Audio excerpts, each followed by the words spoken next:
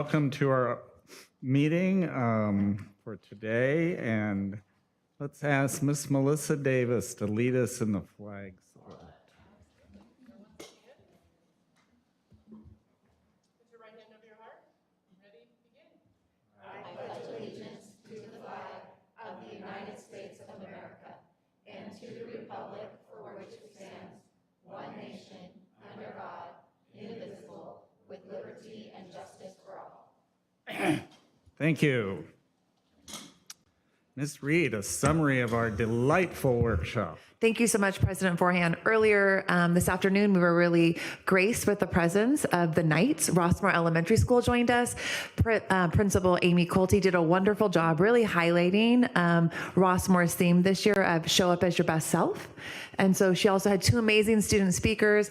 And we started off with a special treat from the Rossmore Knight Chorus as they sang This Land is Your Land. And so we closed out with a wonderful presentation to their hero of the heart, Mrs. Amanda Tusulo, who is their current PTA president and has served for the past 2 years. Thank you. Moving on to my report. And do I push the button or do you bring it up first? There it is. And I have great pleasure in doing probably my 10th board president report and perhaps one of my favorite. It's all on student and staff wellness. And this district not only helps our kids academically, but we have a big focus as a Board of Education and staff on student wellness. And you can see we have a wellness topic each month, and we've gone from September, October, and now we're in November, and we're celebrating kindness and celebrating differences in all of us. And I wanted to share that a focus on kindness serves as a reminder of the positive impact it can have on individuals, communities, and the world at large. And simple day-to-day acts of kindness enable our schools and our communities and state to be a kinder, safer, healthier, and more inclusive place. And then focusing on celebrating our differences enable us to open our minds to new ideas and experiences, discover new ideas and ways of thinking, as well as making new friends and experiencing different opportunities. And it helps us to challenge stereotypes. Diversity should be celebrated, not only the right thing to do, but it has numerous benefits such as inclusiveness, understanding, and tolerance. These are just some of our district-wide engagement activities that promote kindness in every aspect in every school. We are celebrating kindness and diversity this week. And another one that we have for district-wide, getting everybody involved, is we have these wonderful postcards that a staff member, a student, even a parent could choose to get at the school office. And right now we're working on the compliment card, but we're going to do attitude of gratitude. We'll be in March, I think it is. And we started the year off by writing notes of hello to all our new people, mostly, as a district. And this is World Kindness Week, November 13th to the 19th. And I would encourage everybody that it's a perfect time to write a note of thanks, run an errand for someone, or pay for a stranger's coffee. Showing kindness can make you feel great too. And remember, one small act of kindness can mean a great deal to somebody, and celebrating differences encourages acceptance and helps prepare our students to thrive in our diverse world. So thank you, and moving on now to Ms. Joelle.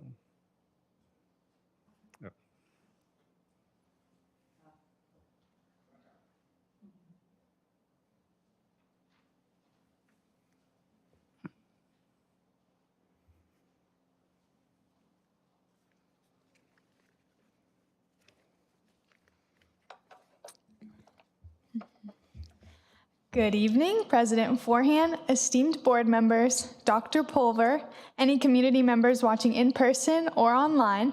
My name is Joelle Kaiser, and I'm your student representative from Los Alamitos High School, and this is my 4th board report. Starting things off, last Wednesday and Thursday, we celebrated Athletic Signing Day and Veterans Day. Wednesday's lunch signing ceremony consisted of about 15 Griffins making a resounding statement by signing their letters of intent, officially declaring their commitment to continue their athletic journeys at the collegiate level. What makes this event particularly special is the diversity of sports represented, from golf to rowing to water polo to volleyball. The variety of talent showcased on Athletic Signing Day speaks volumes about the gifted excellence within our student body. The commitment made on this day represents not only the culmination of years of training and dedication, but also the beginning of a new chapter in these Griffins' academic and athletic pursuits.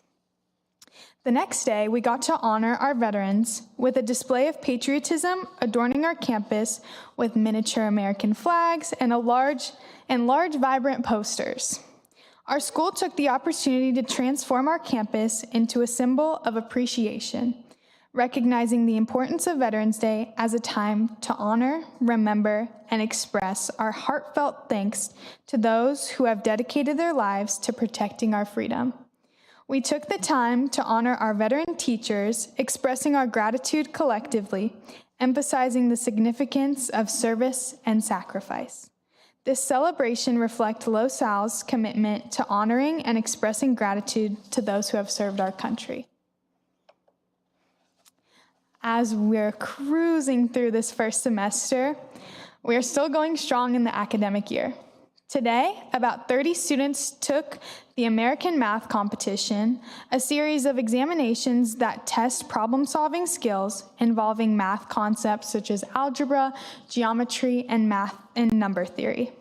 Participants have spent the beginning of this year preparing for this test during lunch meetings with the math club, but also individually. This national test costs nothing for students to participate in, but successful participation in this test grants students access to higher level competitions, creating a pathway for those with a passion for mathematics to explore and excel in new challenging areas. Additionally, Griffin Lab is now starting peer tutoring, a collaborative effort that brings experienced students together to support and uplift their peers in various subjects. It represents a collective commitment to the success and well-being of every student. This initiative not only enhances academic understanding, but also gives strength to the bonds within our school community, giving a sense of, I've got your back to one another. Moreover, the sustainability aspect that I see of this program lies in its potential to create a lasting impact. As students lend their expertise to their peers, a culture of mentorship is cultivated.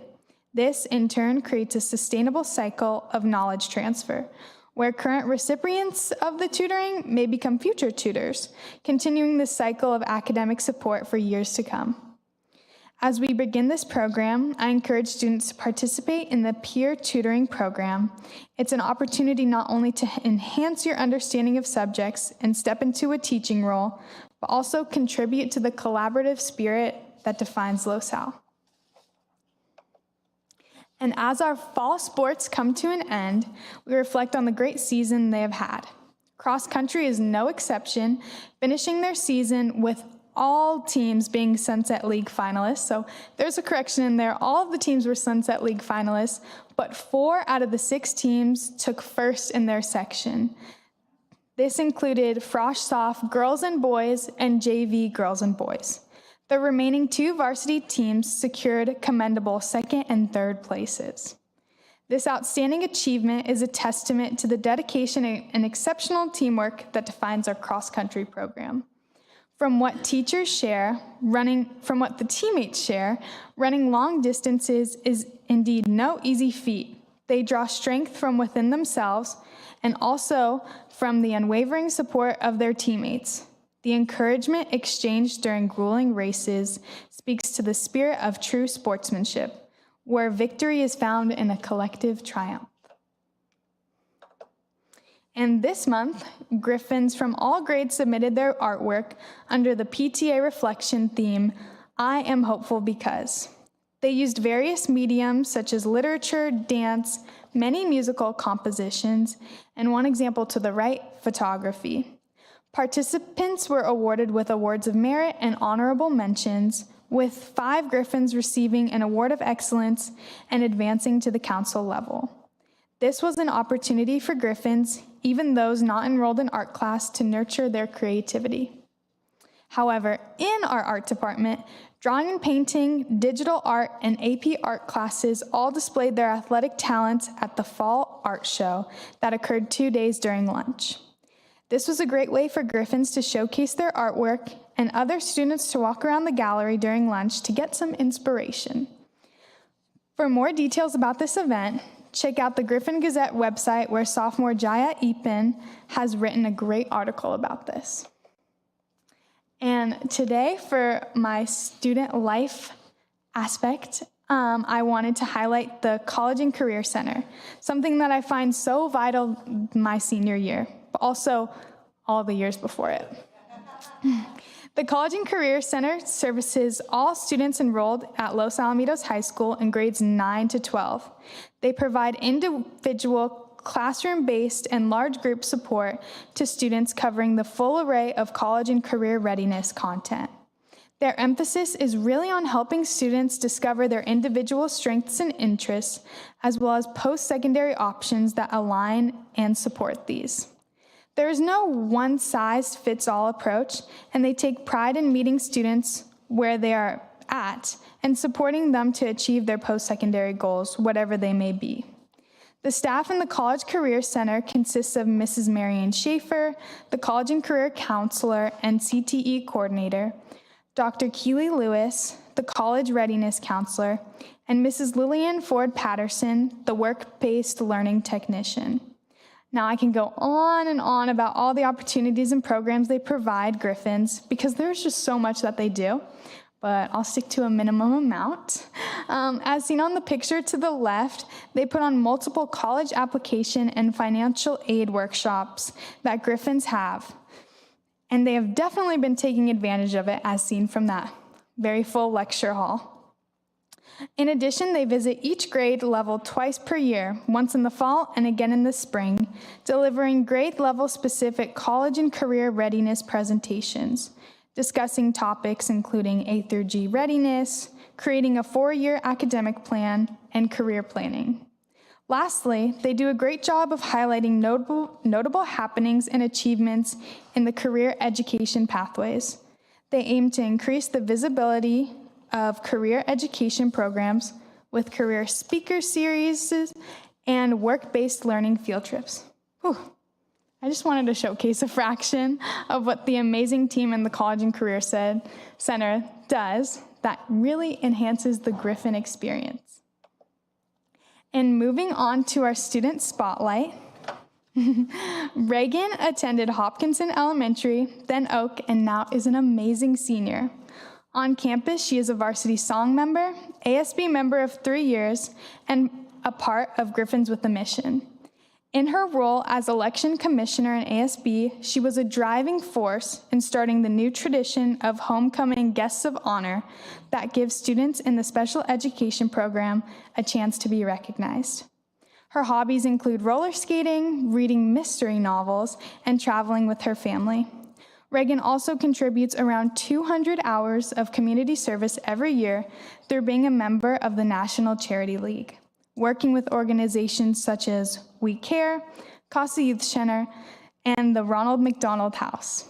In the future, Reagan hopes to attend a 4-year university majoring in psychology or neuroscience, to then attend grad school in New York and end up with a career in forensic psychology or neuroscience. And with that, I would like to open the floor to any questions from the board. Yes. Diana? I just am so appreciative of you highlighting our counseling, our career and counseling department. That's really wonderful. And for you to also show all the multitude of ways that we really help support all students to whatever their next step is after they finish La Salle High School. So great job. Thank you very, very much for showcasing that today. Thank you. Meg? Okay. And Joelle, I just want to thank you for the diversity of what you presented to us. I cannot remember the last time math club was brought up. And it should be, because there are students who are into math club, and it deserves the recognition as any other club that we have. And so I just really appreciate, like what Mrs. Hill said, you brought in the counseling, and we have to have athletics, and then it was just really fun for you to also bring in those other aspects to it. So thank you for delving a little bit deeper into our high school. Appreciate it. Thank you. Okay. Joelle, take next week off. Oh, thank you. Thank you. You do an outstanding job. Thank It's you. always nice to have your parents here, too. Yes. Yeah, supporting. I appreciate that. Well, thank you for joining me for my board report. That'll be Thank it. you. Happy Thanksgiving. Yeah. Dr. Polver, Superintendent's report. Thank you, Mr. President. I too, Joelle, think you just do such an excellent job, and I love really the highlight of the 4As. And I was going to mention the same that Ms. Catulli talked about. I haven't seen our math club being highlighted like that, and so just to see the full array is just spectacular. So, and I was also going to say, we've had some excellent student presenters. So this at the workshop, we had 2 student presenters from Rossmore who presented as well. So our student presenters are top notch. They're doing awesome. So tonight I want to start off with talking about Miss Cheryl Smith, who was our Teacher of the Year and part of the Orange County Teacher of the Year program as well. And so myself, Dr. Wieswright, President Forehand and Mrs. Davidson joined us at the Disneyland Hotel, where they recognized all of the Orange County Teachers of the Year. And it was just a wonderful celebration to really honor the amazing work that all of our teachers throughout this county do. And they share so many little vignettes of teachers across. And it's just so hard not to be inspired and to think about what a difference that teachers make in the lives of students. And so hats off to Cheryl, but really to all of the Teachers of the Year who were recognized throughout Orange County, and Schools First Credit Union along, I'm going to forget their names, but a foundation who's donated over $1 million recognizing employees, Teachers of the Year for the last several years. And so there's Cheryl and her mom and husband and kids that we got to take a picture of. So it was a great celebration, and we're very proud of that. And then on November 1st, we had our first of our staff development days. And this was a nice treat as well to our families, for many families. Some of our kids were up late for some reason or another on the 31st of October with a little bit of a sugar high. And so they were able to take the day off. And our teachers and staff were really able to kind of dive deeper, really kind of modeling what it means to be a lifelong learner. And so hats off to our Ed Services Department and our principal and administrators who really helped coordinate and plan a robust staff development program. And so there was a lot going on Wednesday, November 1st. Our elementary teachers had an array of different options, kind of as if they were going to go to a conference themselves, and they got to pick 3 different sessions. But our TOSAs, our Teachers on Special Assignments, sometimes we use these acronyms, and our coordinators just did a fantastic job presenting to our staff. We also brought in some other professional presenters at the elementary level on edu protocols, but from an array of really courses or sessions that they could take, from math fluency, really re-looking at spelling, creates a positive learning communities and conscious discipline, edu protocols, as well as just different ways to even help students regulate and create a little more lesson frames. So our elementary teachers did engage in 3 of those. And this was a huge organization by Ed Services to really make sure teachers got their preferences of which sessions they wanted to test. So 17 sessions at elementary. At our middle school, the two middle schools really joined together over at McAuliffe, I believe it was.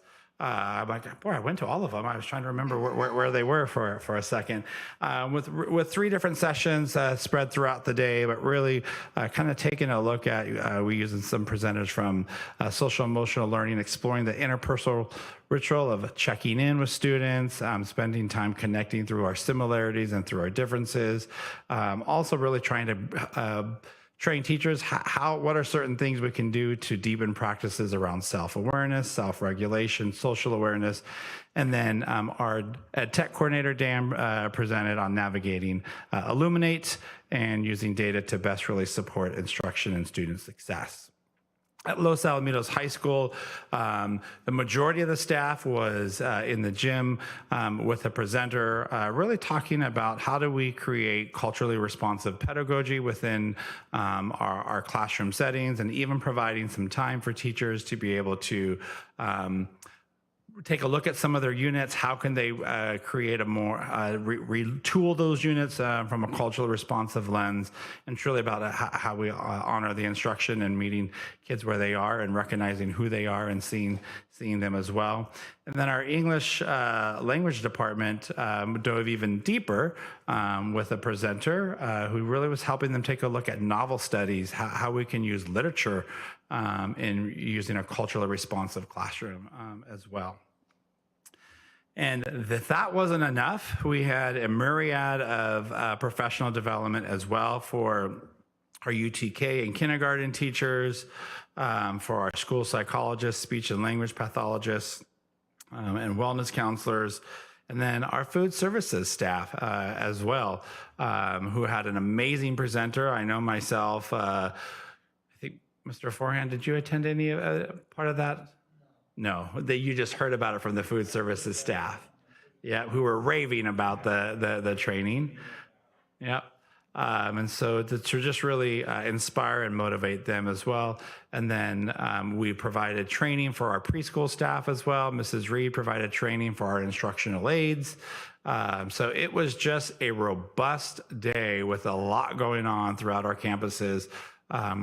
And I know if you didn't get a chance to see the wrap up from that week, Nicole Pachardo, our communications officer, did try to wrap some of that up in the wrap up as well. So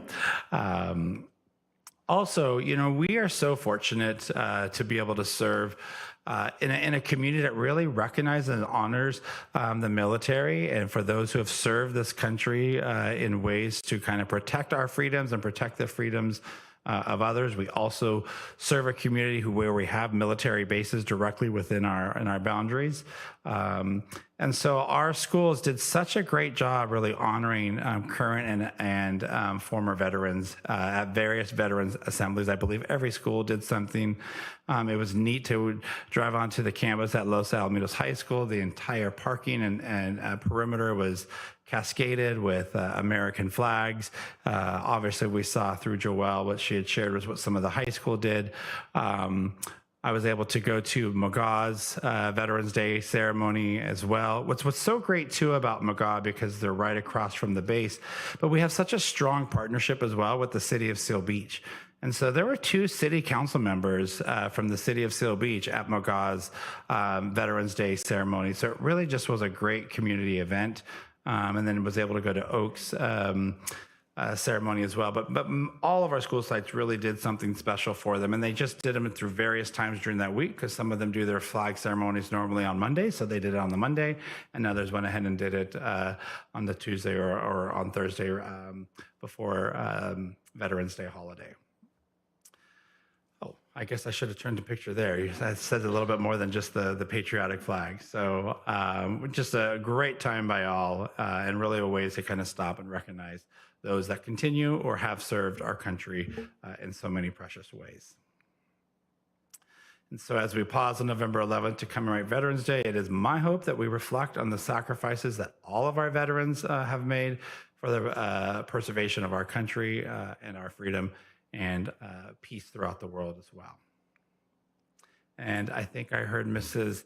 Hill allude to it earlier as well. We want to wish all of our families in this community a wonderful season of gratitude, season of thanks, Our staff and our students and our families are off next week to really be able to stop and take some time to be together as family with loved ones and really just reflect on the things that we're thankful for and that we're grateful for. And obviously, I could not be more grateful than to be able to work and be a part of such an amazing team, as well as serving a community who continues to rally behind our youth.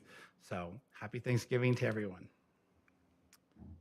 Thank you, Dr. Pulver. Now we'll move on to board communication, and I believe we're starting to the right this time. Ms. Marlis. So since it's Thanksgiving the next week, I wanted to take this time to express my gratitude to the district and community for the honor of sitting in this seat.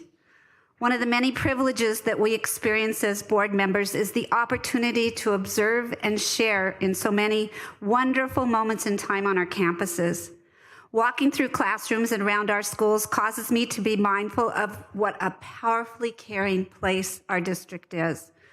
Last week, we attended the Orange County Teacher of the Year banquet where Cheryl Smith, as Dr. Pulver alluded to, is a stellar teacher at McGaw. She shares her brilliance, passion, and heart every single day with her children, and she was honored that night. It was very special.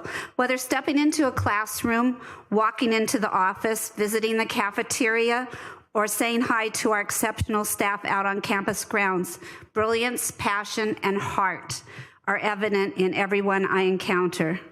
The focus on the 4 A's is evident, and thank you so much, Joelle, because you did such an outstanding job of putting the focus on the 4 A's that you see on your campus every day. Tonight, I'd like to take a very special moment to thank one area of the A's, the arts, on our campuses from TK through 12th grade. Sadly, not every district in this country is blessed with the programs available through our district. Ultimately, by the time they are at LaSalle, our students are artists whose creativity is evident in everything they do. How many of us have not been awed by a jazz performance? The audience is often confused by their assumption that based on the beautiful music and skills of the first students to perform, that must be the highest level of jazz band. That's the highest level, open the show. Not so true. I was stunned to find out that was the beginning jazz band that came out first on stage. Drama produced a play the second week of school that had the audience in tears, only to come back in October with a comedy, Drop Dead, that had all of us laughing from beginning to end. Tomorrow night is the first of 4 incredible performances by our dance team. It is definitely not just about performing arts, though. In a recent walkthrough of the high school, I saw amazing pottery, 3D tin creations, paintings, and more that rivaled any work that you could find in the galleries I love to explore in Laguna. I can't imagine any student ever wanting to let go of a piece of their art, but I can't imagine any one of us that wouldn't love to have it in our living room. Teacher Connor Brown has brought the world of cinematography to life for his students as they tell the stories of our district. These programs don't begin in high school. They truly start in the earliest years of elementary and continue to build a powerful foundation at our middle schools. The importance of these programs starting at such an early age and building each year goes beyond exposure to the arts. I find neuroscience and incredibly fascinating, the research, especially with children. And I always remember being told early on that, you're either right brain creative or your left brain logical mathematical. This side's real dark for me, but that's not true, and the arts prove it. Research shows that students participating in all forms of art develop innovation, creativity, determination, collaboration, imagination, and focus. And I think that when we think about focus, in a world that seems to be so busy, chaotic, and there's so much to distract us, the idea that our students are learning to work together, focus on a project, and put their hearts into it is a skill that will transfer into engineering, any kind of mathematical field, world leadership, figuring out how to go to the moon. Cures to Cancer, because it involves a part of us that allows us to take chances and venture out into the world. So I'm so thrilled to be able to see all of these arts in action, from the very littlest of our students to the ones who are heading out into the world. I'd like to thank our district for making the arts an integral part of the lives of our children of all ages. Thank you to the gifted teachers and staff from TK through 12th grade for bringing it to life. Thank you, LAIF, booster clubs, the Friends groups, PTSA, and the entire community for their incredible support for these programs. During Thanksgiving, I think we can't take anything for granted, and we certainly cannot take for granted what arts are doing for our students in terms of their minds and their spirits. So may everybody have a joyous Thanksgiving, and I thank the community for their support of these programs. Thank you very much. That was beautiful, Marlis. You know, I had an opportunity to do a couple of different things in the last month, and which brought me a great amount of joy because of what it brings for our students. And so I was able to, early on a Saturday morning, go to the Huntington Beach Central Park and go see our cross-country teams, and to see all of the students there and how many children that engages. And it was beautiful. And the families, and I talked to one mother that her son was a senior, but he had injured himself and he wasn't able to run. And she was still there. It was so much of a family. And I think a lot of that has to also do with their coach, Mark Celestin, who was an extraordinary teacher for us and is now doing a great job and has a great passion to do this. For cross country. And it was funny because I was trying to find him as I was leaving. I went early because I was going to my grandson's birthday party. So I was leaving, I was trying to find him. I couldn't find him anywhere and I had to get going. And as I'm pulling out, I see him on his bike pedaling next to his runners. So he's right there alongside them, helping all of them. It was extraordinary. And then when I went to the flag football game, it happened to be senior night, and I was really honored and asked if I would go present the flowers to the seniors as they walked through the Griffin Tunnel. And I also loved how they are building that pipeline of young girls who are going to want to participate in flag football, and they invited them all from Friday Night Lights, and so the stands were full of young girls sitting there watching, I'm sure, their role models at that time. You know, we all were very grateful for our football team and how well it did this year, and how many of our students really get behind that, whether that's in the student section or the band or dance performed, I think almost every halftime show. And so that was joyful as well.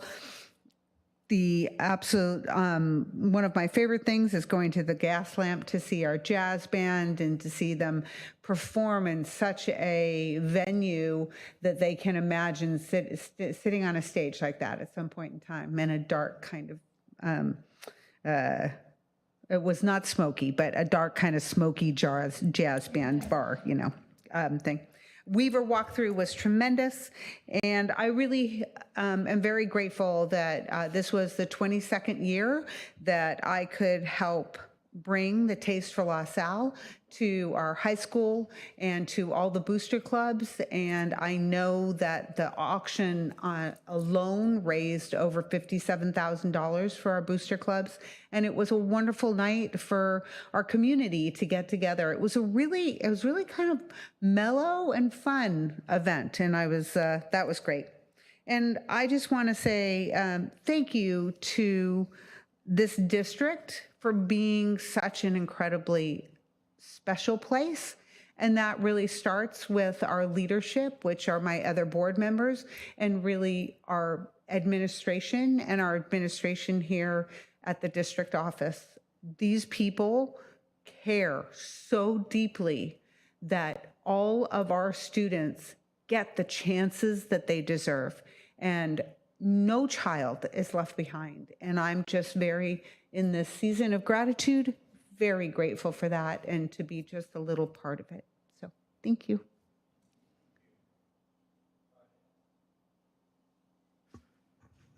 Thank you, Mr. President. Dance, 7 p.m., all the rest of this week. It's going to be a great show. I can't wait to go see it. I also had the privilege of going to a few of the schools' Veterans Day celebrations. It was great to see the recognition. A couple of special shout outs. McGaw has a thing where they bring all the flags. So you get to see all the flags, even the Space Force flag. So I thought that was really kind of cool.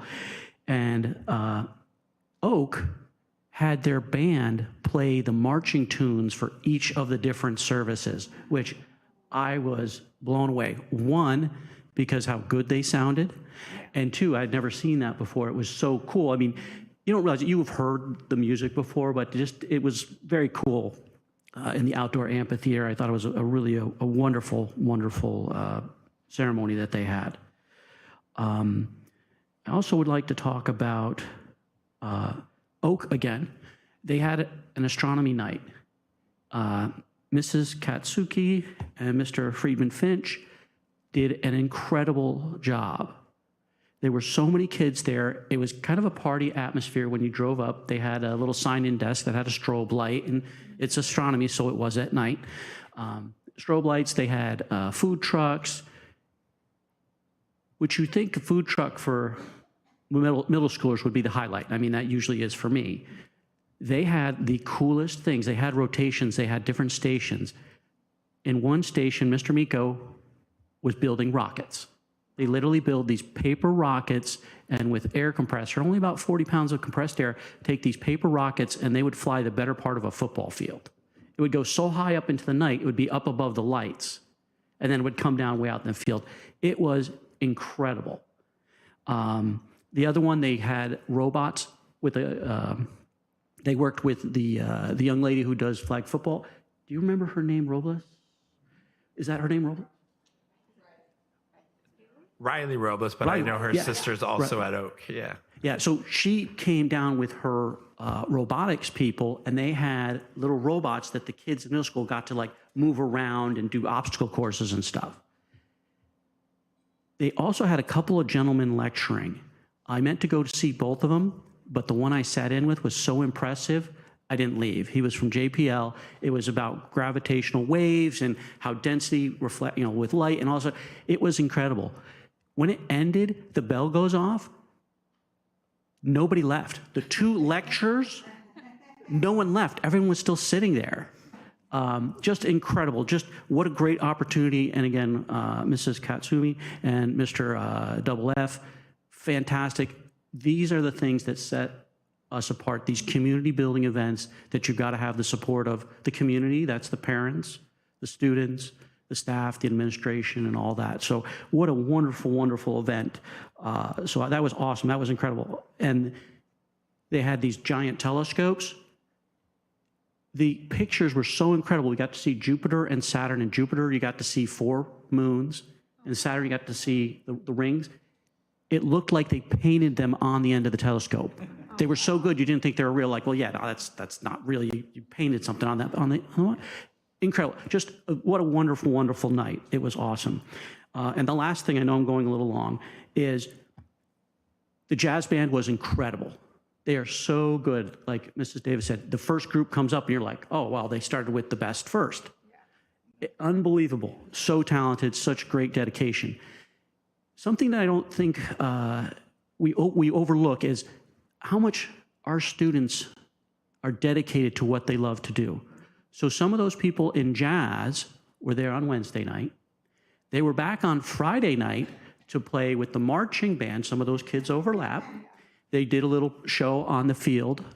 Fantastic, unbelievable. And then they went to a competition on Saturday. The marching band's had a tough time this year. They've gotten last, and third out of 4 teams. So they've had a real tough time, but their show is fantastic. So I drove down to Chicopee Hills to watch them perform. It's like the Southern Western Band competition. There's 10 groups, there's 10 bands in their division. You could see the visible sigh of relief when they announced Team 10 and it wasn't Los Al. All the parents had this huge sigh of like, oh, thank goodness we aren't last. And by the way, Sacramento, which is this Saturday and Sunday, is the state competition. That's like the CIF finals for marching band. Well, then they hear other names come up. And about 5th, all the parents around me are like, oh my God, 5th is awesome. This is great. We got on this momentum. We're going good. And they're all kind of excited. No, 4th, 3rd. When they announced 3rd, nobody was breathing of the parents. I saw one, she drew blood. She was gripping her husband's arm so hard, it drew blood. They got 1st place. And I told them, I said, hey, I didn't drive all this way for you guys not to perform. There has been rumors that they're going to kidnap me for a good luck charm for Sacramento. I said, if it wasn't that far. So just a huge shout out for all that. So they were there Wednesday night, they were late at the thing. Friday, they were late practicing and doing a showcase. And then Saturday, they went and performed. I don't know how these kids have time to do anything else. So I just wanted to say a huge shout out to the astronomy, to our staff that goes above and beyond, and a special shout out to that marching band to come from the lowest of the lows to the highest of the highs. So congratulations, and thank you for your patience, and have a wonderful, wonderful Thanksgiving. Thank you, President Forehand. I'm going to take a little different tact right now. We've all heard many, many things. If you delve deep into Los Al, you could be attending something seriously fairly phenomenal 7 days a week. The one thing I want to shout out now is that I really want to thank Diana Hill and her husband Randy for agreeing to be Leif's king and queen for our next year. People may not remember because it was a few years ago, but before Diana was on our board, she was the president of Leif. And she helped try to get like projectors into classrooms. I mean, smart boards. I mean, things that are now like, well, of course, everybody has them. And when she became elected to the board, it's a conflict of interest, so she had to stop being on the Leif board. And then Randy stepped up.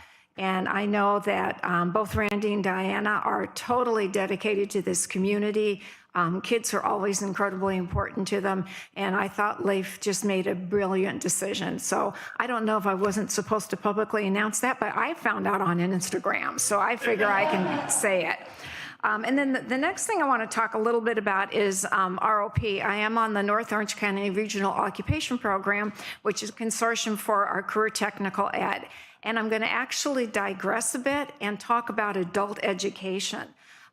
Before the recession, career technical ed and K-12 or high school districts would actually get money from the state for adult education. It could be for a specific skill. It could be to help adults get their GED so they'd have at least a high school diploma and could perhaps go on further from there. But during the recession, that got cut out. So that was done. And then when LCFF came out, career education does not have a reliable, continuous funding source from Sacramento. It's pretty much on a grant basis, and it's, in my opinion, a little wonky, and they should change it and make it so that career technical education for all of our high school students in the state of California, they know the funding's going to come through and they can start programs and work with them and do positive things for students. I'll get off that soapbox. But one of the things that ROP did with adult education at our last meeting is that we actually have signed agreements with the city of Anaheim and the city of Santa Ana. And these agreements are that ROP is going to be an official educational institution. We currently have an excellent, outstanding LVN program that, because of the way the funding is all paid by the student's tuition, which is a lot cheaper than if you go to a private school to get it. We also have a certified nursing assistant program and a dental assisting program. And by signing these agreements, the cities of Anaheim and Santa Ana have received money to help pay for tuitions for their citizens to get education. So we feel that this is like at RP, we're saying this is a real win-win, because our students, if they live in those cities, will perhaps be able to get some tuition, some scholarships through this particular grant program that the cities are involved in. And I just wanted to share that with everyone, because I don't think most people think about adult education, but it obviously is vitally important. And we need more people in the health facility and any health occupation class that we have. So it's really good to get more people in there so they can do their jobs and to help them be able to afford to do it. So, and then my last thing is I'm going to tack on what Thanksgiving, which everybody has been saying. I am so incredibly grateful for everyone in this district, all staff, all students, all parents, and all community members. We really do have a Camelot entity going on here in Los Al. I spoke with two parents who moved from Irvine because they felt Irvine was too cold and impersonal. And yes, the kids do really well there, but that's because the parents make sure they do. While they feel when you come to Los Al, we feel like we're part of a community. Everyone cares for everyone else. We really want every child to succeed to their best level. And I am just so grateful that that is our culture. So that's one of the things I'm grateful for. That's it. I did. I just want to say that also before the jazz band, Mr. Fayette and I were on with Operating Steering Committee.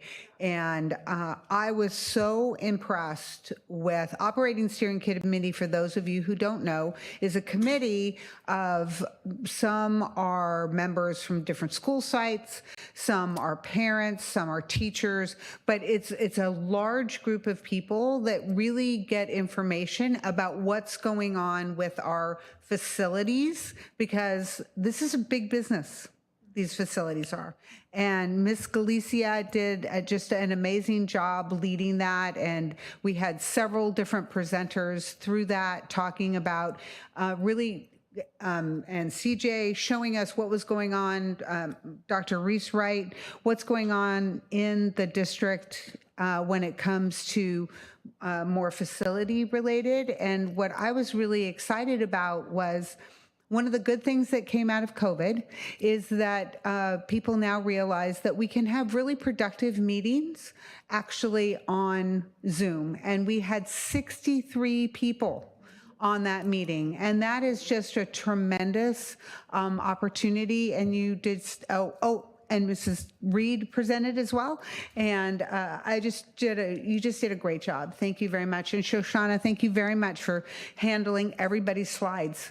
So it was really good. And I want people to be aware that there are a lot of different ways that our district works hard to make sure that we're communicating everything that's going on. And thank you for leading that work. Sorry, Scott, you and I forgot that. It was great. We talked about it when we were at the jazz band. All right, I will finish, and you're going to see me zoom through this because I, too, like Marlis, came up with, as I wrote this communication report, everything I'm grateful for. I'm grateful for our outstanding arts programs, drama, Oak Choir, the jazz band that I got to see, the awards that our schools give our kids, including the Lion Pride Awards, and just celebrating the greatness of our kids. I'm grateful for all the staff, including maintenance, grounds, custodians, office staff, teachers, everybody for doing an outstanding job. I'm grateful that we get to make school visits. I got to go to Oak, Lee, La Mirada High School, and McAuliffe. And I'm also grateful for how we commit to community efforts. And I'm recalling the breast cancer Wear Pink Day at McAuliffe as an example. I love all the school events, and I'm very grateful for even Halloween, Kindness Week, Just Saying Hello, College Days, Signing Days, Veteran Days. I'm also grateful that I got to read to all our littlest griffins in the CDC program. I'm grateful that we celebrate our rock stars. And Scott, I agree with you. I was going to mention first place in the band, but I'm going to end with what I got to see on Tuesday. Nicole and I were there for the Brain Little Buddy program Big Buddy program at Weaver. And these fifth grade kids, Brain, I'll tell you what that stands for, Building Respect for Autism Inclusiveness. And these kids, fifth graders, have pretty much adopted one of the autism kids that participates in our TK program there. And it was so interesting to listen to a fifth grader say the difference this made in him or her. A couple of quotes, autism means to me that they are not different, they just see the world more interesting. Or they said, autism means to me that they are as normal as we are. This really truly demonstrated to us their testament to the power of kindness, empathy, understanding, and friendship. And what a nice way to end tonight's board communication. And I can't think of anything better than that. And I'm going to be asking Dr. Pulver and the other board members if we could invite the fifth graders to a board meeting after the new year and celebrate what they've done for these little kids. It was heartwarming. So thank you.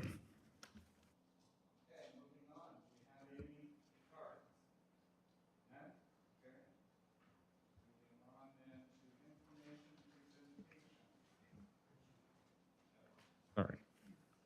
A, presentation of the district's 2022-2023 financial audit.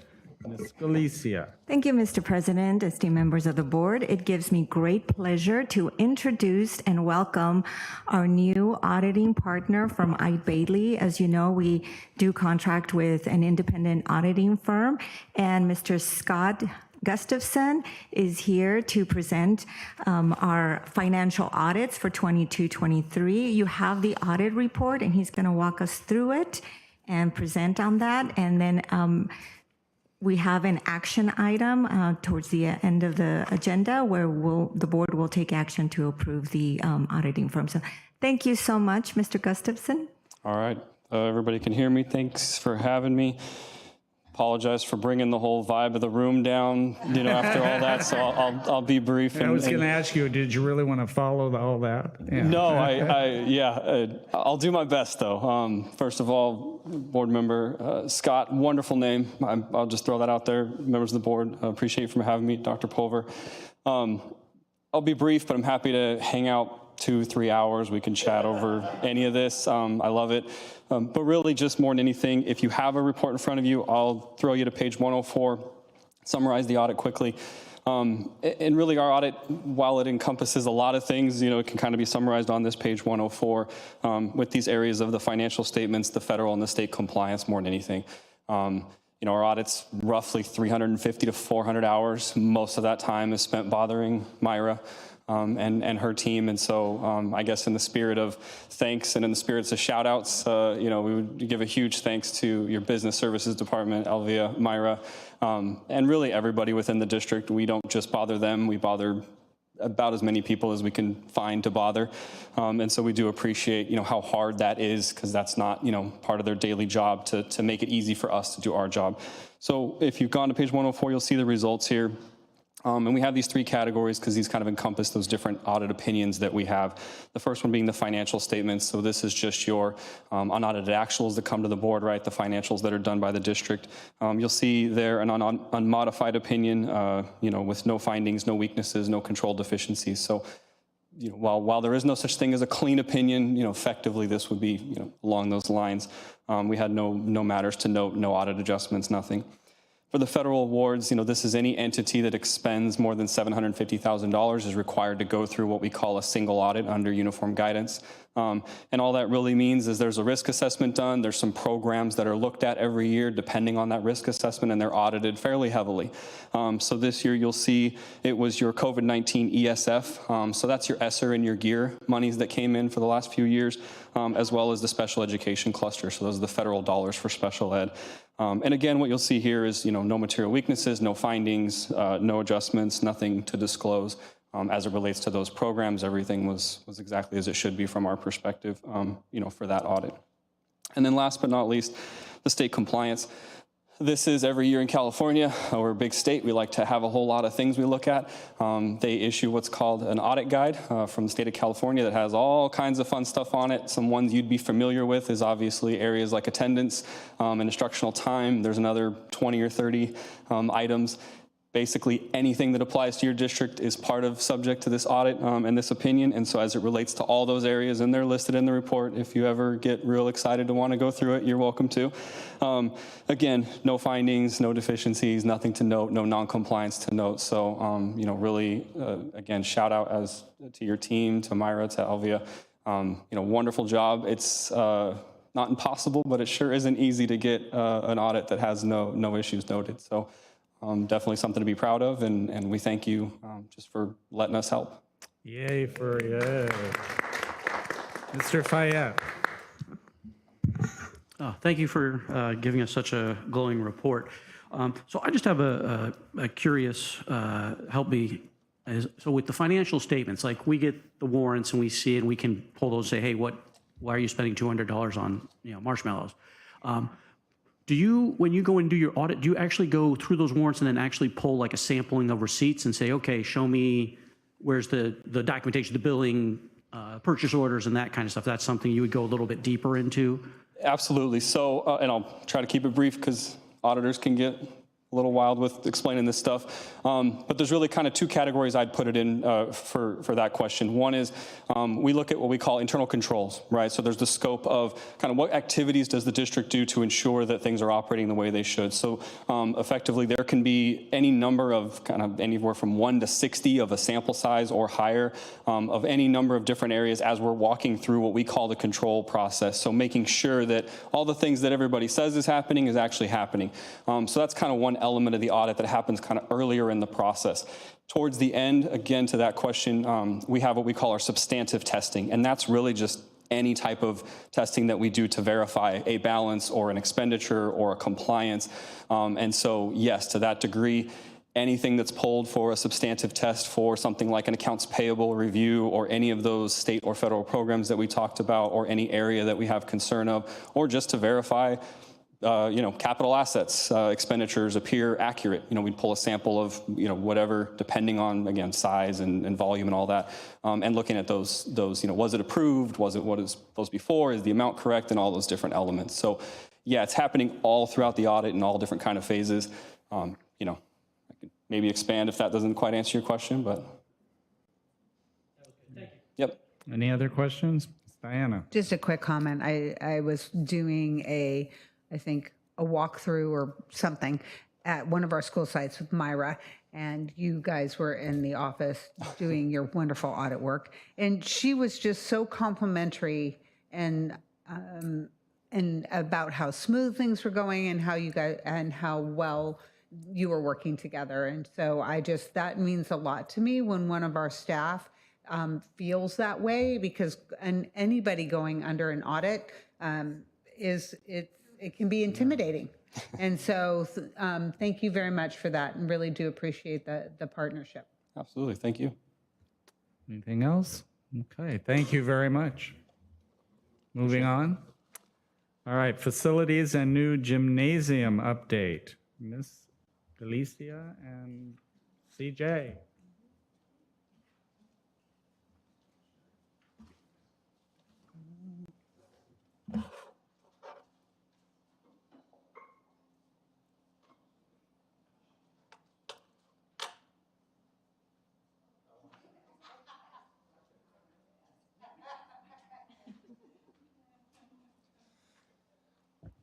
Good evening, Mr. President, honorable members of the board.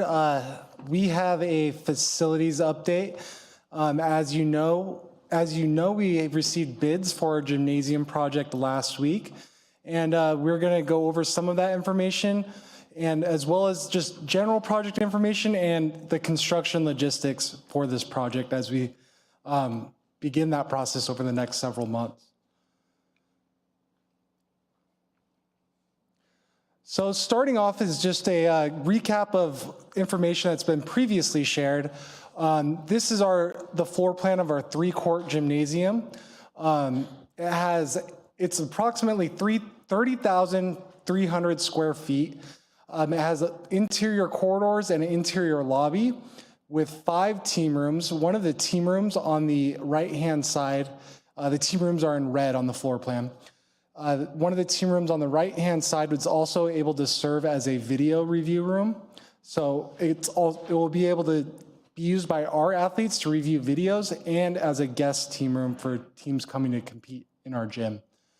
We have 2 sets of gendered restrooms and 4 gender-neutral restrooms. Both of these restrooms have interior and exterior access. So these restrooms are really designed to service the entirety of our athletics portion of our campus. They'll be able to serve the baseball field, the track and field, as well as anyone using the gym.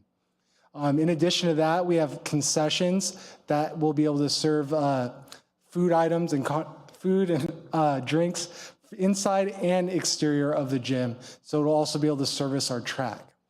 Along with that, on the right-hand side, we have a large storage area to hold various storage items that would go inside of a gym. And then as an additive alternate, we've had the weight room. That is located on the top portion of the floor plan. And it's approximately 3,000 square feet. So that brings our gym to roughly 33,000 square feet. Going into our weight room, as I said, this is a 3,000 square foot portion of the gymnasium. It has 2 overhead roll-up doors with indoor and outdoor synthetic turf that runs through the weight room. This also will serve as a calisthenic area for any teams that want to do more aerobic type based exercises.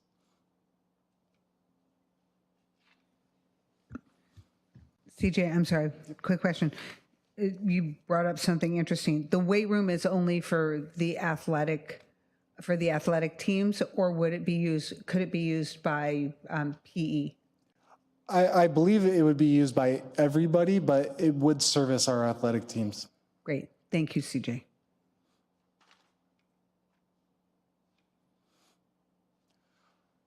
Moving forward with our gymnasium, I rotated the floor plan a little bit so you could get a more accurate representation of what that will look like inside of our building footprint, which you could see in the middle image. And then on the far right image, you see our construction logistics plan. The white area for that logistics plan, the white line would be our fence line, with the yellow area being the fenced in area. So we've coordinated with our high school administration staff and our athletic teams to really ensure that our JV baseball field was still able to function throughout the construction of this project. As you are well aware, it's an 18-month project, so if we weren't able to accommodate this, the JV baseball field would be out for approximately 2 seasons. So what we are doing is we are using the field that is adjacent to the baseball field as the laydown, parking, and storage area for construction. And obviously the area to the south will be the construction site where we will be building the new gymnasium.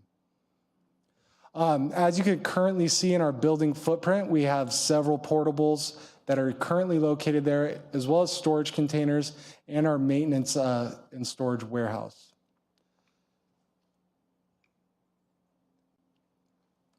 And to handle that, we will be relocating those portables, really repurposing them into storage areas for our campus and repurposing it into a maintenance and equipment storage area for our M&O staff. Being able to repurpose these portables saves us quite a bit of money in terms of having to build a new maintenance warehouse, and we're able to eliminate many of our containers by repurposing these older classrooms into storage areas as well. So the way we have it set up right now is we have our maintenance and equipment storage portables on the right-hand side. Now this area is located right north of the tennis courts that is currently an asphalt area. This project is scheduled to be reviewed in over-the-counter appointment with DSA on November 30th. And we are currently scheduled to relocate these portable classrooms and containers over winter break. Once these buildings are relocated, it will allow us to begin construction of the gymnasium and the utility infrastructure and setting of the portable classrooms. So even though those buildings are relocated, we still have to run utilities and actually set them onto the asphalt. That work will take place through January.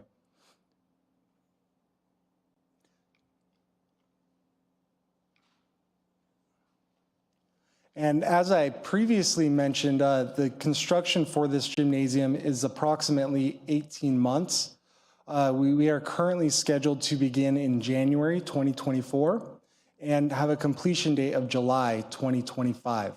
The completion date in July really works out perfectly because that allows us the summer to really commission the building, move all of our furniture, staff, and equipment into the building, and really make sure it's ready to go for the start of the school year. As part of this project, like many of our construction projects, there's a lot of underground utility infrastructure that needs to go into the building, as well as building foundations. So when you see the construction ongoing for the first couple of months, it looks like dirt's only moving back and forth. I promise you there's a method to the madness.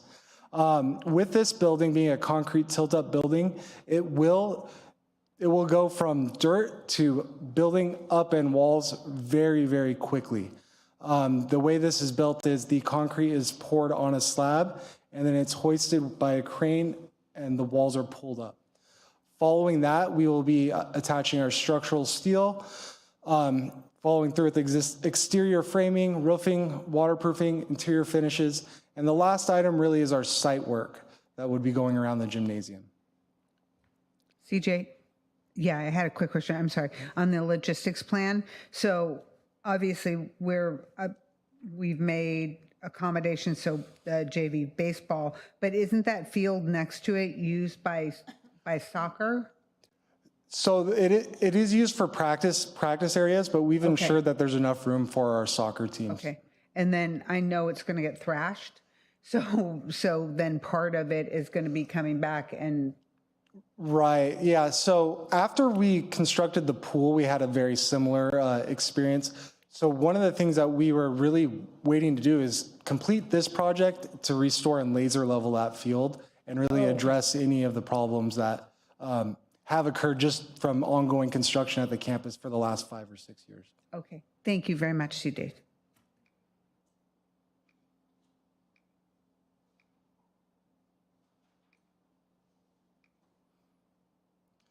All right, now we're at the exciting part, the previous estimates and bid results. So I'm just going to jump to the exciting part. Last Thursday, November 9th, we received our bids from 4 contractors. Those bids ranged from $23.6 million to $27.5 million in construction costs. This also includes a 10% contingency. That's really to accommodate any changes that happen during construction or any unforeseen conditions that may become more apparent as we're going through construction. On the left-hand side, you see our estimate from our September of 2022 board meeting, and these numbers are pretty much on target with what we originally anticipated or estimated at that time. With the bid amounts, we're able to forecast our soft costs for a total project cost ranging from $27 million to $31 million. Our soft costs for the project are approximately $3.5 million, and those soft costs are really for our design consultants, inspection services, and any regulatory agency permits, as well as the relocation of the portables that are currently in the building footprint. One of the things I wanted to highlight that the soft costs do not include are the weight room equipment and furniture for the building. In addition, we previously spoke about the general contractors providing a separate amount for the weight room on this bid, which they did.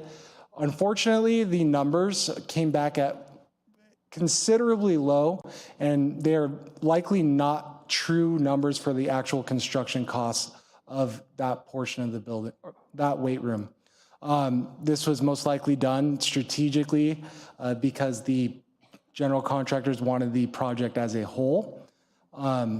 We do have interviews next week, or we're scheduling them for next week, where we'll be able to ask some of those clarifying questions. Are you interviewing all of them? We are interviewing all of them. Great, thank you. CJ, you said we had 4 contractors put bids. Is that a usual amount, or is high, low, or? So with taking part in a leaseback method, we pre-qualified contractors last spring. So these are the contractors that we've been working with throughout the DSA approval process. I would say it's a fair amount. It's more, usually at a minimum, if you were going to do this type of process, you would do 3. We originally had 5 and 1 dropped out through the process. Thank you. But really hats off to CJ and Elvia and the team, because they really tried to take 2 different processes and create a hybrid. So we pre-qualified multiple companies that we might consider to do a leaseback, but then also had all 4 of them give us a bid as well. So you had that competitiveness as well, and then we'll be able to, he'll explain later the next steps for that. Right. So really a great thinking and strategy on our facilities team's planning. it really gets the best of both worlds, where we're able to determine the best value by having a bid amount and interviewing the contractors that will be able to provide that best value to the district. So the weight room looks phenomenal, the size, the openness of it. How can it hold more than 1, 2, or 3 teams at a time, or are we going to have scheduling issues, or is this going to solve a lot of problems?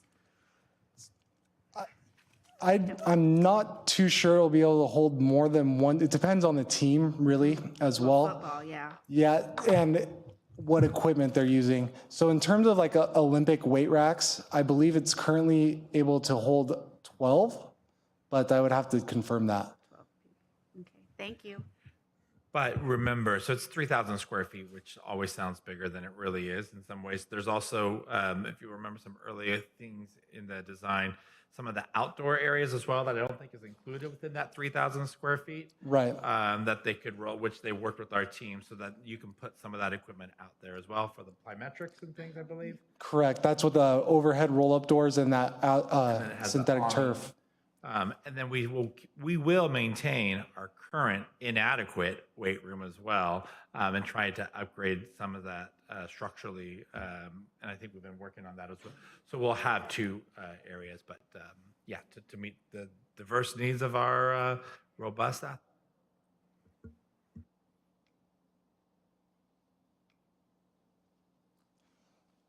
At this point, I'm going to hand it off to Elvia. Good evening, esteemed board and honored guests. Thank you so much, CJ. And as CJ mentioned and went over the bid results, the million-dollar question now is, can we afford it, right? So we've gone back and looked at where we stand as far as total facilities revenues. And so I'm going to go over one by one to help us make that determination, right, if we can afford it. So what I did is I took every single fund that we currently have as of June 30th and looked at our ending fund balance. And this is really cash on hand, really, and our fund balances. Then what I did is I added on some of these funds, I added in potential interest that we may generate from here up until maybe 2026. when we anticipate completing all the current projects that we have. So in our bond funds, we anticipate up until 2026 to have about $25 million left. As you recall, back in June, we sold the last Measure K and Measure G funds that we had available. So it was a total about $23 million, and we had a little bit left over from the original sale of bonds. Then when we look at our capital improvement funds, we have about $11 million. We have about 9 right now, but when we calculate any potential interest till 2026 and any additional funds that we could generate up until then, we anticipate to have a little bit about $11.4 million. State matching funds, we've already received $1.2 million, and as you recall, that's the CTEFP, which is the Career Technical Education Facilities Program, which allowed us to complete an application for some of the CTE pathways, and when we were constructing the STEM building, and we were able to generate some of these grant funds. And so we do have those on hand as $1.2 million. We also have $1.6 million in developer fees. We currently do receive about anywhere between $250,000 to $300,000 a year, and if we add interest again, that's about $1.6 million that we'll anticipate having. We also have the EDCC reserve funds of $6.5 million. As you recall, we've always geared those funds towards facilities. And then we also have the Arts Music Discretionary Block Grant Funds. As you recall, that's a brand new grant funds from the state that we anticipated that those were going to be cut last year to half. So now we're fortunate that those funds are actually coming in to what we anticipating to receive. So we're putting all those funds, we're allocating them specifically for the facility needs, particularly for the PAC. So we have total projected revenues of $51 million, a little over $51 million. Yes, Mrs. Hill. Always questions. No, absolutely. We love the questions. No, I'm not sorry, because I think questions help out. Yes, help us all. absolutely. So when we look at the matching funds, do we have anything else that's in the pipeline? Is there anything up for the election coming up? We sure do, and I will be getting to that. I'm glad you asked the question. Jump the gun. You're absolutely welcome. So anyway, what we currently have as current facility projects, what budgets we have. So we currently have a scoreboard replacement for the football field. As you recall, that's the last of the scoreboards that we anticipated completing. And we've put money aside for that. It's about $200,000. Could be less, it could be a little bit more, but we don't know at this time. And we haven't done anything with it, particularly because we were waiting for the gym, because we may end up just putting one in front of on the side of the gym and not putting a brand new one in the track. But we're still exploring that. But we'll put the money aside just in case. We're also putting money aside for program and construction management, which we need as we continue with the gym and the classroom renovations and so on and so forth. So as you can see, originally a few presentations back, when we first started looking at the gym, our first stab at the budget was $21 million. Then when we looked at our projected final number that we thought was going to come in, which CJ just previously mentioned, it was about $28.5 million, including the gym. So we went ahead and added that budget as $29 million for the gym and the weight room. Then we allocated $12 million for the classroom renovation. As you know, we've already started doing pretty much half of that work, but the budget is $12 million. Then we allocated for the Performing Arts Center, which $5 million from the Arts Music Discretionary Block Grant, and we were able to secure some additional funds, primarily because we came in under budget in the STEM building, we came in under budget in the Aquatic Center, and then we came in under budget in the infrastructure project. So all those generated a good $3.5 million that now can go into funding some of these programs, these projects that we have not completed yet. So we've allocated so far $8 million towards the Performing Arts Center renovation. And then we're also looking, and we're right now in the beginning stages of the restroom renovations at the high school. We're right now in the schematic design, and we've allocated $4 million. And that's just our best guess of how much that project is going to be. It could vary once we know and start going out to bid. So as you can see, our total cost is $54 million. And if you look at our facilities funds remaining, 51 million minus the 54, we're looking at a shortfall of $2.6 million. And this is where Mrs. Hill's question, what do we have in the pipeline as far as state matching funds? We did submit an application for a seismic mitigation grant, and that's about $3 million, which is on the pipeline.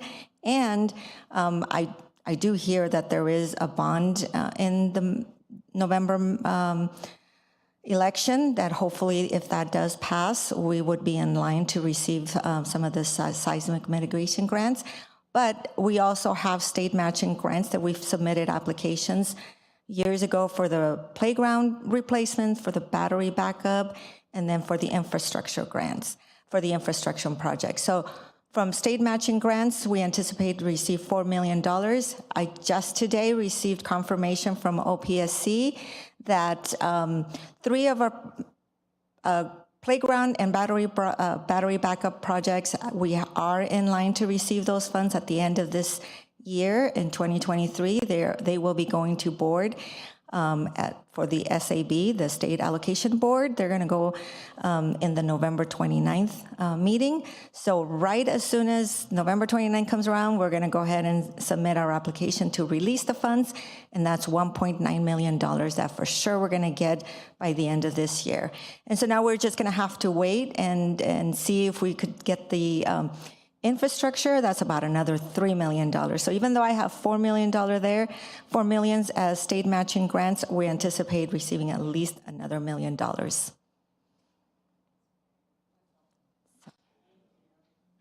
And then back to Mrs. Hill's question, there are other projects those projects that Ms. Galisa just shared are within the state allocation of bonds that they have within the state matching pot currently. But yes, there hopefully will be another bond potentially on the state ballot. And some of our other projects that have been submitted that are currently outside of that bond allocation because they've expired could phase into that as well. But right now, that $4 million that you're talking about is already what is within the state pot currently. That is correct. We believe we will get, not pending a bond initiative on the state ballot. That is correct. So. Right. Any other questions? All righty, I'm going to go ahead and pass it back to CJ. All right, well, that really sums it up overall. So with our new gymnasium and the contract procurement, our next steps are really conducting those interviews that I was discussing earlier. We're trying to schedule those for next week. Once we conduct those interviews, we have a panel that will be interviewing each of the contractors, and we will be determining the best value at that time. Once that is determined, we anticipate bringing that agreement forward to the December 12th board meeting for approval. And really, that is really about it. So we're looking forward to those interviews. We have quite a few questions lined up for our general contractors. And at this point, we've already pre-qualified them. So it's really digging a little deeper into the bids and seeing where they're at with their numbers. Okay. Thank you very much. I think you can build anything, and always you do a great job helping us understand the money and where that's coming for. So Dr. Pulver? Oh, Meg? I think, yeah, okay. CJ, what are you going to do after we get the gym built? Because you won't have 4 major construction projects going on at the same time. I mean, you're going to have free time, like 10, 15 minutes a day, you know? Well, I was telling Andrew over the summer, starting those renovations at the high school, it was really eye-opening how you could, I really want to see the high school. There's so much work that we can do there, and really improving those spaces that haven't had those renovations. So we still have another 2-3 years of those that I'm really looking forward to, and hopefully we're able to transform that entire campus. I like your inspiration. So we have to bring forward, what is our recommendation at this point? Because what we've been really trying to figure out over waiting until we got these bids is, can we do both? I know the board was very, we pledged, we knew we were going to be committed to a second gymnasium with 3 courts. That ship had sailed. We had made that decision, but whether or not we could take a look at also doing the second phase, which is the weight room, what I heard from many board members in different conversations and board presentations is, A, we have to make sure we can afford it, and B, not until we can see that we can also dedicate construction and facility dollars towards our Performing Arts Center, because we know we can't tear that building down. We know we really can't increase the footprint. But it does need to have some upgrades. The bathrooms are grossly inadequate in the Performing Arts Center, et cetera. And so that we would not want to be able to do the weight room if we also couldn't provide a dedicated funding and improvements to our Performing Arts Center. And so as we've been able to, as you saw with Mrs. Galisa sharing, we became under budget, which is always a great thing. I bet we're under budget on the gym as well. But that's always the best way to program, is to budget a little bit more and have money to return to other projects. So we've had other funds be able to return back to the projects that are ongoing. We've received some state matching funds, and as you see there, we potentially could have an additional $7 million of matching funds between the seismic mitigation and the $4 million of the state matching. And so, and really that arts block grant, that discretionary grant that they threw in the word art, but it really gave districts as much discretion as they wanted to be able to use that. And we did not touch that. We thought maybe that we would have to for a part of some other decision making, but we did not have to. And so we can really dedicate those dollars to really go to our Performing Arts Center as well, which provides a large funding stream, plus an additional $3+ million, and maybe more depending upon state matching funds or really what those needs are. Of course, the bathroom renovation could increase. So at this time, our recommendation is, because we now can secure a clear dedicated funding source to the tune of almost $8 million plus to the Performing Arts Center, that we believe we can do both the gymnasium and the weight room and really get the best economy of scale. Because if we were to just do the gymnasium now, and then in a year from now or a year and a half, once we realize the project's done and we have these leftover dollars, have a contractor come back out to do those 3,000, it's going to be a lot more expensive. You see that they put 450,000 to 850. There's no way you can build 3,000 square feet for that. They've added that price probably within the gym because they wanted to be able to do both. But we just don't see that it makes sense and not to do both, and to go ahead and move forward from that economy of scale and use the public dollars and all of the dollars, the state matching dollars that we have in the absolute best way to maximize the opportunities and the facilities for our students and for this community for years and years to come. And so as we take a look at our funding sources now, even though it shows $3 million that we have a little bit of a shortfall, she just shared, she found out today we are going to get almost $2 million in matching funds, and we know that we're going to be receiving the others. We feel very confident that we'll be able to do all of it plus some. Any other questions, Marlis? First of all, thank you. Thank you, Mara. Thank you, CJ. It is phenomenal to be at the point of actually figuring out who's going to be awarded the contract when it just feels like yesterday that we were contemplating it. I just have a couple of questions. So the high school restroom renovations at $4 million, is that are those the restrooms? Do they include the restrooms that would impact the PAC? So because we wanted those fixed, or is that within the $9 million or the $8 million budget? So there's several components to our restroom renovations. One of the main components is renovating all of our existing restrooms, including the ones inside of the PAC. Another component of that restroom renovation would be adding restrooms to the PAC on those exterior wings that are currently grass areas. Right now, we're going through a schematic design process with our architect to really nail down the scope that is required for those restroom renovations and get a more accurate budget estimate. So right now, we've really established target areas that require a lot of restroom work, and we're going through the schematic design process to really get a better idea of how much work that will entail and how many dollars that will cost. So part of that could come from the 8 million? Mrs. Davis, Yes. we currently do have the 8 million with the restrooms, the addition, adding some additional restrooms as part of the $8 million.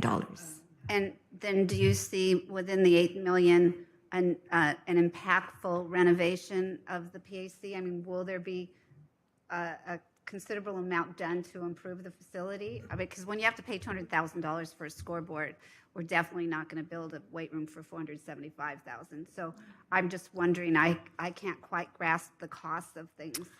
Yeah, we think so. And, you know, we don't exactly, some of that, if the bathroom projects come down a little bit, we may, PAC bathrooms might be a little bit dipped between both pots potentially. But we know the biggest thing that would cost dollars at the PAC is to expand the footprint. We can't do that. And so, as you know, at the previous board meeting, we've worked with a consultant to go over with us and start giving us a cost of whether it be the technical, the electrical, the lighting, the sound, and some of the audio visual, along with the seats, a whole bunch of, say again? The stage, taking a look at redoing aspects of the stage. So we absolutely believe we can do a really meaningful renovation, but I want to be realistic too. We do not believe we're adding more seats, or things of that sort. We were not changing that footprint. The footprint's a little bit locked in at this point. And will we retain the bathrooms in the PAC? Because I'm just saying, the lobby is so... Yeah, maybe.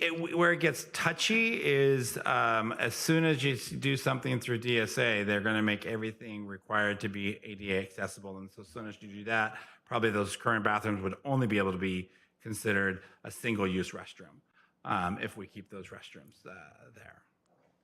And as part of the restroom renovation scope, we do have our architect looking at, if you recall in the PAC, we have a single occupancy restroom, and then around the corner, but sharing a wall, is the set of either male or female restrooms. So we do have our architect exploring options of whether those areas can be combined into one larger restroom on either side. And that's all part of that schematic design process.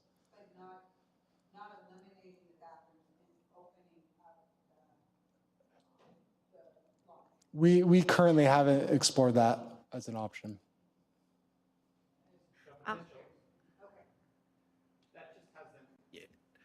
They've worked closely with the site and quite a list. I mean, it's a massive, pretty big list of needs that they have. And then we even had them, much like we did with all of our other projects, had them prioritize which was most important, second, third, fourth, 30th. Or whatnot. And I don't think expanding the lobby was one from staff that they felt was a significant need. And is that the best bang for your buck, if you would, at this point? But, we continue to explore what the needs are. Okay, I just wanted to make a comment, basically for our community. Maybe wondering, we just built this beautiful STEM building. Now we're talking about extracurricular. And why are we spending all this money on fixing up the PAC and building another gym?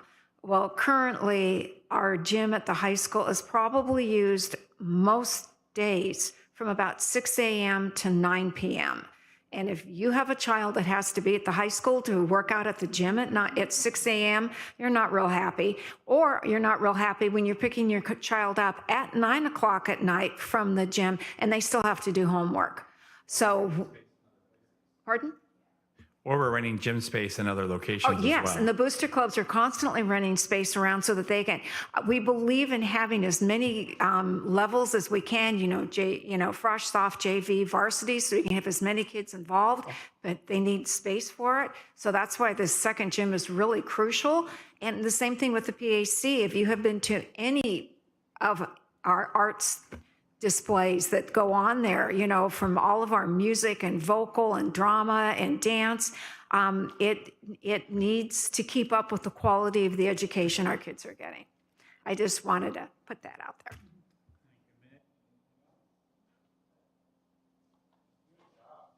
I guess I just want to make sure that, want to get clear direction from the board. Do you support the recommendation of staff at this point that we believe we can do both and steer the money towards PAC as well?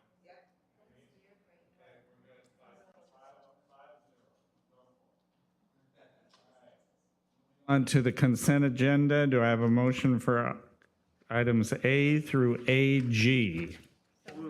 Second? Moved and seconded. All those in favor say aye. Aye. Opposed, passes 5-0. Moving on to action, 11A, approval of districts 22-23 financial audit. Do I, Ms. Felicia? Thank you, Mr. President. I'm just asking for approval of the financial audit, as you heard the presentation this. Do I have a motion for approval? Also move. Moved and seconded. Yes. I just want to say thank you, Myra, and your entire staff, Yes. because this isn't easy to get all of these things together for them. So I just wanted to say thank you. We all say thank you, I think. Okay. Yep. So all those in favor say aye. Aye. Opposed? Passes 5-0. Item B, Dr. Weiss-Wright. Approval of the tentative agreement between Los Al Unified School District and the Los Alamitos Education Association. Thank you, Mr. President. Yeah, tonight we're bringing forward the tentative agreement, which reflects the updated changes to our Appendix B with our association, LAEA. Chief Negotiator Lori Avalos is here tonight, and this was voted. Yeah, hi, Lori. This was voted. LAEA voted in favor of this 2 weeks ago. Do I have a motion for approval? I so move. Second? Moved and seconded. Any discussion? Thank you. Thank you. Thank you. That's work. All those in favor say aye. Aye. Opposed? Passes 5-0. Item C, approval to hold annual organizational meeting on December 12th, 2023. Dr. Pulver? Thank you, esteemed board members. As you know, we've already communicated to the public our board agenda schedule for next year and for this year. But this is just formally approving that our next board meeting, December 12th, is the organizational meeting, which is where the board will decide who will be the new board president, vice president, the district, different committees that you serve on, et cetera. So we're just formalizing that at this time. Do I have a motion for approval? Move approval. Moved and seconded. Any discussion? All those in favor say aye. Aye. Opposed? Hearing none, 5-0, it passes. It's D. my granddaughter's 7th birthday, but Okay, we'll be here. she can come. We like kids. D. I'll let her know. Approval of supplementary materials. Ms. Reed. Thank you, President Forehand. Tonight, we're bringing forward Ripple Effects for grades 6 through 8. Ripple Effects provides social emotional learning supplemental curriculum to be used by counselors, psychologists, mental health therapists, and administrators to provide student support. This curriculum is currently approved for use in grades 9 through 12 at Los Alamitos High School, and it's been on public preview for the past 30 days. Do I have a motion for approval? Also, I'll second. Moved and seconded. Any discussion? Seeing none, all those in favor say aye. Aye. Opposed? Passes 5-0. Item E, approval of supplementary materials. Ms. Reed. Thank you. Tonight, we're bringing forward Compass Japanese Intermediate Interactive Workbook to be used at Los Alamitos High School in our advanced placement Japanese classes. This book provides content that satisfies student intellectual curiosity and increases their desire to learn, meanwhile aligning perfectly with the AP capstone and focuses on vocabulary, listening, and speaking practices, and has been on public preview for the past 30 days. Do I have a motion for approval? Do I have a second? Moved and seconded. Any discussion? All those in favor say aye. Aye. Opposed? Passes 5-0. Item F, approval of supplementary materials. Ms. Reed. Thank you. Tonight we're bringing forward Romeo and Juliet, a graphic novel adaptation by Gareth Hinz. It would be used in LAHS English 1 classes. This graphic novel version of a complex text helps provide useful scaffolding to assist a range of emerging learners, and it uses images to help students grasp the story while exposing students to Elizabethan English, and it has been on public preview for the past 30 days. Do I have a motion for approval? Also move. Moved and seconded. Any discussion? Yes. Yes. I read this, and I was concerned that Mike. was, Mike. oh, Mike, I'm sorry. I did read this book, and at first I was a little concerned that they were taking Shakespeare and turning him into a graphic novel, which I'm sorry, is a comic book. But it was nicely illustrated. It does have the Elizabethan language in there, and occasionally he footnotes in case a child or student might not understand what it is. Obviously, it is a shortened version, but I thought it was very compelling and intriguing, and I think that if a student was having issues with trying to keep up with Romeo and Juliet, this would be a fabulous way to get them re-engaged. Nice, yeah. Okay. I have a first and a second. Do I have a vote? All those in favor say aye. Aye. Opposed? Passes 5-0. Ms. Reed, item H. Building fact fluency, we're bringing forward this evening. It's a toolkit for addition, subtraction, multiplication, and division, facts for use in kindergarten through 5th grade.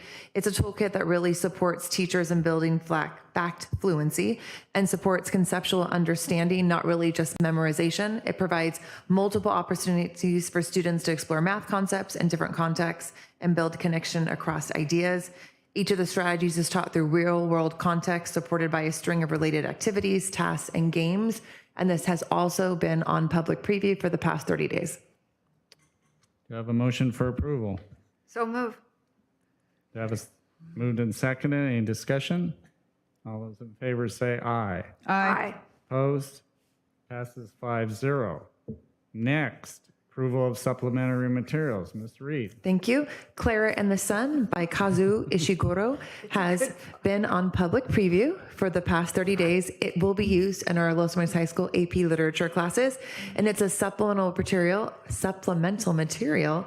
It's an unbiased and contemporary dystopian novel. The subtext and connotative presentations are really superior communication between AI, artificial intelligence, and humans, and it's filled with a ton of paradoxes that really supports a lot of the critical thinking and prompts that will be used later in assessing students' ability to respond to literature and the advanced placement examination. It has been on public preview as well. Yeah. Do I have a motion for approval? Second. Moved and seconded. Any discussion? Yes. This is really an intriguing book because it is about AI, and they're called AFs because they're artificial friends.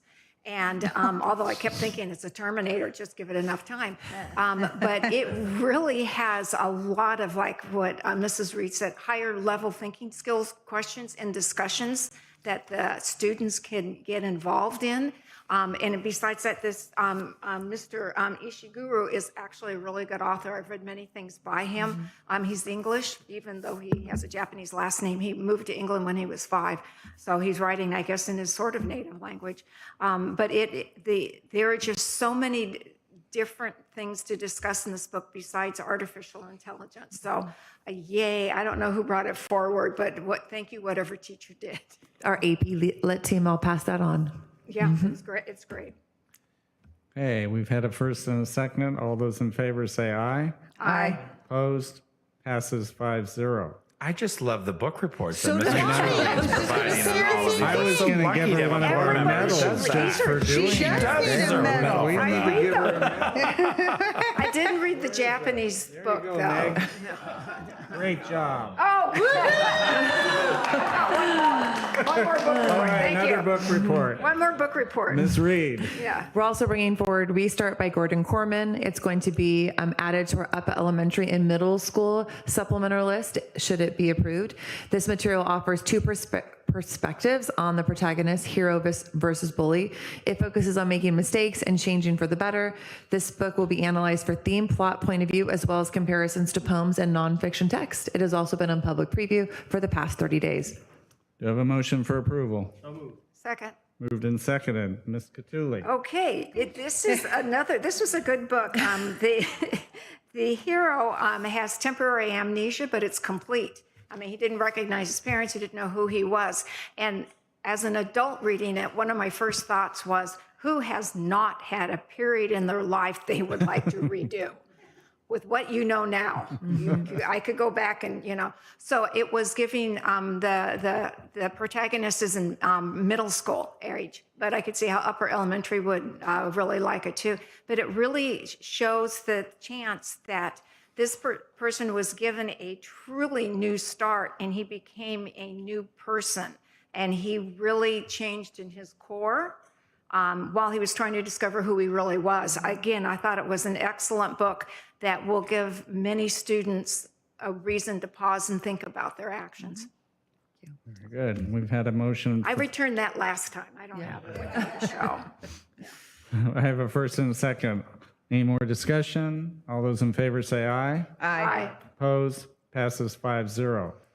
All right, Ms. Reed, approval of Resolution 2023-24-12 to authorize signers and approval of the 24-25 local agreement for early learning and care services for the California State Preschool Contract, project number 30-07392-00-0. Thank you, President Forehand. This contract will provide critical funding to serve children of income-eligible families with 3 and or 4-year-old children within our district, as well as families within our surrounding community, by continuing to provide high-quality, research-based early childhood experiences. This authorizes members of the district to be signers on the contract and then make the plan moving forward of how these funds are spent to support our state preschool program. Do I have a motion for approval? So moved. Do I have a second? Second. Okay, we have a roll call. Any more discussion? No?